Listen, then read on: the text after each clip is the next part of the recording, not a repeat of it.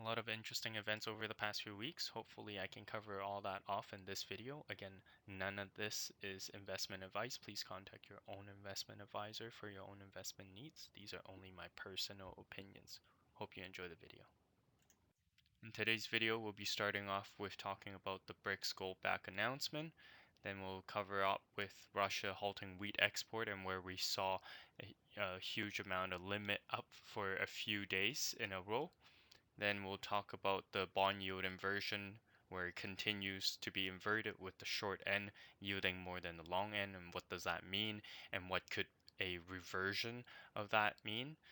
And then we'll talk about the AI mania and VIX, how VIX is not really moving, and we're seeing the potential uh, blow off top in the AI mania. Then we'll talk about someone who I pay a deep respect to, who has been calling precious metals spot on over the past few years. Because that's the only time I have been paying attention. Um, and what his scenario is kind of looking forward. And then finally, we'll cover up with what is some of the caveats to that scenario and something we need to watch out for. Taking a look at the BRICS Go Back announcement. So they have a summit in August 22nd to 24th this year. And the thinking is, will they officially announce that they will have their collective currencies to be backed by gold, or how will they actually structure it? How will they implement it? My thinking is that it has been a long time coming for countries to want to get off the US dollar system. Obviously, it's not easy to do so, and I don't think um, countries who want to do it will be able to do it as fast as they want. We can see that US dollar still holds a significant weight in the in the world commerce, and also when it comes to investing. We can see that the US AI mania was able to suck in a lot of different investors. We see other stock exchanges not doing as well as US, also with US Treasury yielding a significantly higher interest rates now, and US dollar recently um, performing quite well, staying strong. It's just recently broke below 100, but it quickly climbed back up, and all that kind of draws attention, kind of draws greed from the rest of the world to continue to invest and hold US dollar. In my opinion, in this summit, in this announcement, if it does come to fruition, is likely to be a non-event because probably it will be priced in already, and the implementation will likely again take longer. It's not like a one-day thing. Oh, immediately we're fully go back. It will take some time, and we could see a run-up for the anticipation to the date, but likely to drop on the day of announcement. Just people letting their emotions drive in, and it. But in terms of a long-term perspective, I do think there will be an impact on the status of the U.S. dollar as the world's uh, reserve currency, and it will further deepen tension between BRICS and G7, as US is trying to get G7 to be on board to go against China, not just Russia. And I think this will continue, even though Germany is stating like, hold on, I don't know about this. That they will continue to drive tensions between these two big groups of power. It is important to note that U.S. Fed does have the most gold by a long stretch, so who knows? Maybe U.S. is not too upset about this. Now let's talk about Russia halting wheat export. Now, previously, as a wartime measure, Russia agreed to continue to export wheat through Ukraine, which gets it to Africa, Asia, and Middle East. But now that Putin has put a halt on that, we saw the wheat futures experiencing limit up for many days on the futures market. And this potentially adds reflation pressures as food prices are seeing a resurgence, when it comes to the futures, and will it slowly flow in to the actual consumers for us day to day kind of thing going forward, and this will have an impact on the thinking that, hey, inflation is falling. We're not concerned anymore, because what we saw was the weakening in inflation. We didn't see it from services. What we saw was commodities. As commodities run in a cycle, now that if we're seeing commodities starting to see a resurgence, would that mean the downward pressure on CPI is now gone? I don't know. Well, let's continue to observe. Next, let's talk about the bond yield inversion. So we continue to experience the longest yield curve inversion in history, with the long end yielding less than the short end, meaning people wanting to borrow in longer terms is cheaper than borrowing in short term. Historically, as the yield curve inversion reverses, meaning it becomes back to a normal yield curve, so long end, because time value of money, right? If I have to take on more risk, lend you, money and take on more risk, because things with more time, more things can go wrong. So I want to be compensated with a higher return for the higher risk that I'm taking. And a normal yield curve is that a longer end should yield higher than the shorter end. And historically, when we see the yield curve normalizes, starting to normalize, that's when we see the last leg of the bear market. And we have yet to see that. And so the thinking is, we're still good. Stock market, keep going until we see the yield curve inversion reverses. Then it is possible that stock market can continue to go higher. But when that happens, it could usually coincides with the change in the investors' risk appetite.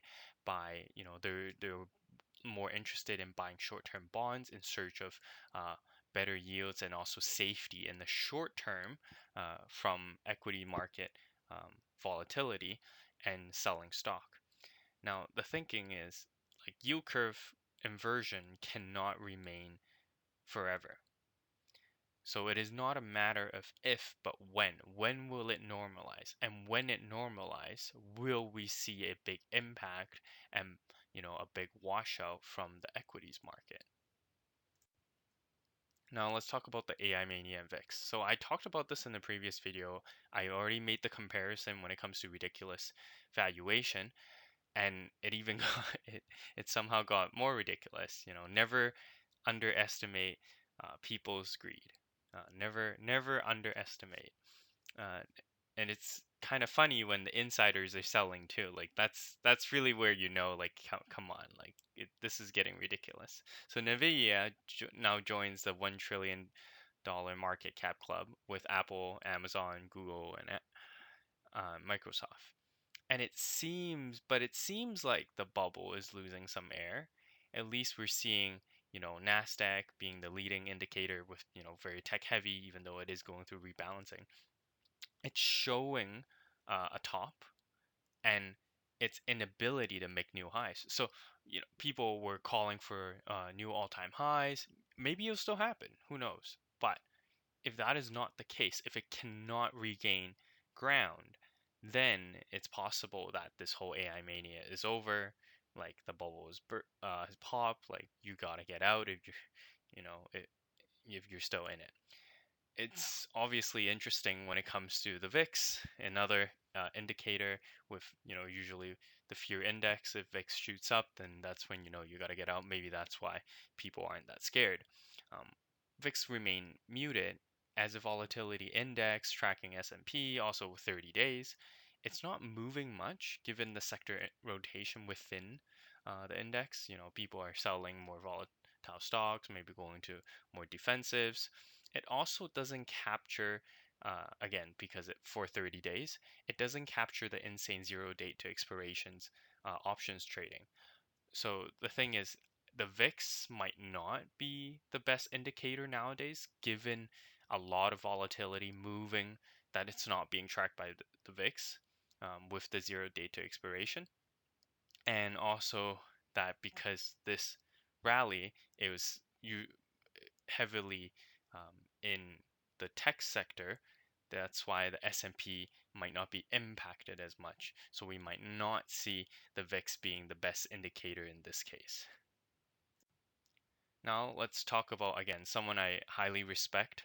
I didn't find him out until a few years ago, and he's throughout been very spot on when it comes to the precious metals market. He really gets the sentimental factor part really well, along with technical fundamentals. A lot of people can do all that, but he really gets the sentimental part really well. And so um, when he calls bottoms, or when he thinks we're close to bottoms, it's usually when everyone, the sentiment is down in the toilet, and like no one wants it. That's when he's like, that's perfect, that would be the bottom then. And precious metals extremely emotional, something I've noticed over the years. And um, what he's thinking when it comes to the future uh, outlook and his scenario is that with July FOMC hike, it is priced in already. So it is possible with that confirmation that gold can rally, from July to September, uh, to 24, maybe new high, like 2400. Silver maybe back to 30, and then we could look to 40, stocks potentially to all-time highs. And then if September FOMC, unless in between, because you got 2 months, a lot of things can happen, right? We can have more bank failures, and it would just make what we saw before just as previews, right? It just depends on what happens. Like, do some depositors sniff out like another, failing bank or illiquid bank as yield curve continues to be inverted? That means their bottom line continues to be impacted. I've talked about why that is before. And then as depositors, if they withdraw their money, then these banks continue to experience liquidity issues. Then, what happens with the Fed? Like, do they continue those emergency lending programs and increasing their balance sheet, or how does that all work? But as Fed potentially continue its one more hike as a policy error, because it looks as the CPI as in a rearview mirror, um, it didn't, like before, it didn't hike rates early enough, and now it's hiking rates to like continuously when it's CPI is already falling and quickly. If the Fed continues to hike, we will definitely see more failures. And when that happens, equities can see a massive drawdown. He mentioned again that October is usually a bad time for stocks, right? If equities experience a massive drawdown, obviously precious metals will likely fall, coincide with equities. We've seen that before, 2020 March, and pushing the Fed back into rate cuts mode, back into QE. Precious metals will take off, but this time stocks might not stop crashing because it's just not enough where you've already lost the confidence, and it's just not there. Like, if Fed continues to print, but it's not enough to stimulate uh, equities, then what happens, right? Um, Very interesting scenario. I personally do think all that is possible, and it will continue to follow the scenario, given my own caveats. And unless those caveats occur, I will continue to follow the scenario. And interesting thing that he's also looking in terms of going forward is that maybe we'll get a from October onward, again, precious metals see a slight drawdown, but then back onto rally, and then the dollar index looking down to $92 as the bottom, and then potentially precious metals and US dollar will rise together, given that the other currencies around the world are devaluating against the US dollar, while precious metals continue to appreciate against all currencies. So let's see how that all plays out as time goes on. Now let's talk about some caveats to the scenario. Currently, the Fed is still saying that they will be committed into fighting inflation. From history, it has shown that whenever we see equity uh, trouble, equity crashes, economy in trouble, the Fed will just throw everything out of the window and return to rate cuts and money printing. Now, the thinking is with commodities rally again, especially with energy, with oil staying strongly above $70 now, what is the possibility if Fed really commits this time to fighting inflation, right? Then we can see the company's failures, including banks and equity crash occur sooner. And if they really don't print, then I think there could spell trouble for the precious metals market. Depending on what happens, do we uh, continue to see more confidence in precious metals instead of deposits in bank, or is Fed really pushing the fight inflation mentality and then driving bond yields significantly higher, and then it's really not um, worth it to really keep your money in gold, something that does not yield any return, but rather like treasuries that yield much higher return. And another thinking is, what if the soft landing? Again, I personally don't believe that. There has never been such a thing when it comes to soft landing. Whenever it comes to the Fed, it's always been hard landing because they just keep kicking the can down the road until uh, something breaks, and then they're like, "Oh crap," and then they overreact. So they kind of overreact both ways.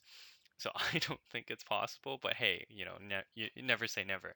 If somehow the U.S. economy remains stronger than expected, um, then the Fed could possibly continue to tighten for much longer. So these are the kind of caveats to the scenario. That's something I would be careful of. But we do have kind of stop losses in terms of what we think that we need to exit, kind of the strategy. So in summary, when it comes to precious metals, it's okay if you miss the run. Um, don't chase these emotional runs. Wait for the peak in DXY, US dollar index, maybe 102. It's now 101.